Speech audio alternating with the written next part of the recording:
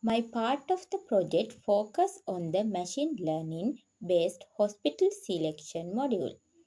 In our system, accidents are detected using IoT sensor through rule-based logic, not machine learning.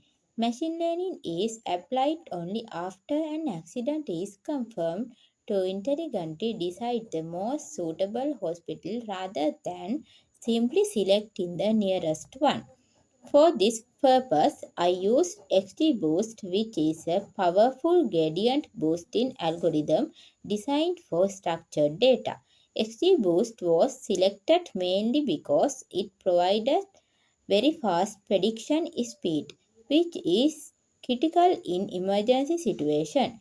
It can also handle complex nonlinear relationships such as the trade-off between distance, traffic condition, and accident severity. In addition, it delivers high accuracy even with limited real world data, making it suitable for this type of application.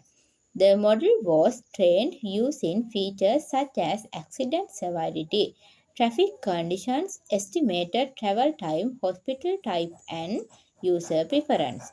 After applying feature engineering and hyperparameter tuning, the model achieved over 95% accuracy, demonstrating that it can reliably select the most appropriate hospital in real time.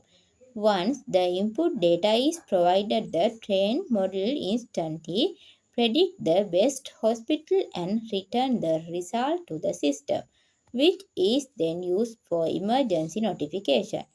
In conclusion, this machine learning component adds intelligence and reliability to the overall system by reducing human decision delay and supporting faster life saving medical response.